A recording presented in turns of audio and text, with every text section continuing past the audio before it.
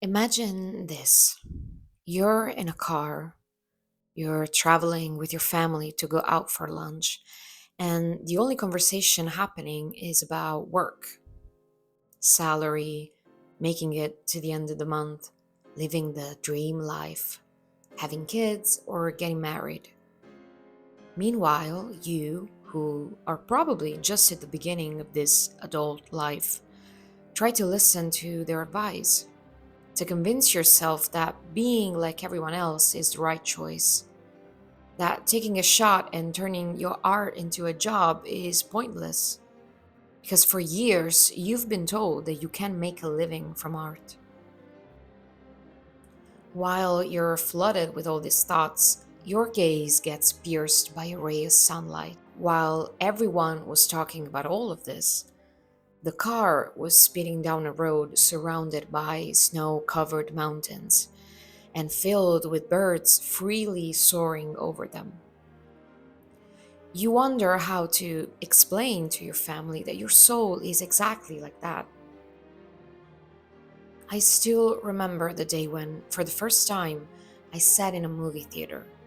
The lights went out and the film began. Just thinking about it gives me goosebumps. That exact moment, the moment when the cinema goes dark, people stop talking and the movie starts, is one of my favorite feelings. How can you ask an artistic soul to confine itself inside a box, to live a reality always looking down at the ground and never up towards the sky? When I was a little girl, I used to spend hours in my dance studio.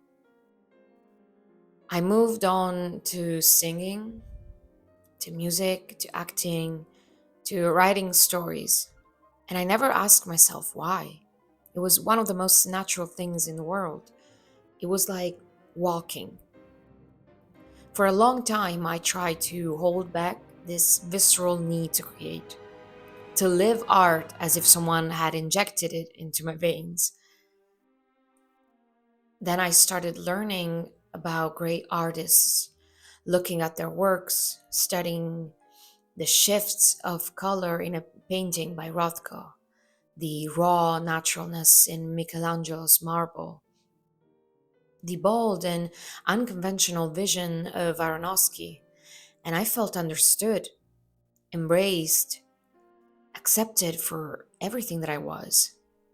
I realized that art saves your life. It's not a simple process, it's not an easy choice to create. It's a twisted, brutal, and dangerous path made of climbs that get steeper and steeper, ice that rips the ground from under your feet, very few companions along the way. But when, despite of all the dangers, you keep walking and walking and you make it to the top, when your eyes start to see that beyond there is nothing but a sky, it's a feeling that's really hard to put into words. How do I explain all of this to someone who just can't understand it? How do I make them see that living a life just to wake up early, go to work, come home exhausted, eat and sleep, and do it all over again the next day feels close to my idea of death? Every time I'm told to aim for climbing the social ladder to get a high paying job, even if I don't like it, I feel like bursting into tears. I wonder if life really is just this: being born, growing up, working, and then someday dying. And yet, I know it's not. And if you clicked on this video, you know it too. I know it because Virginia Woolf, Tolkien, and Shakespeare told me something different.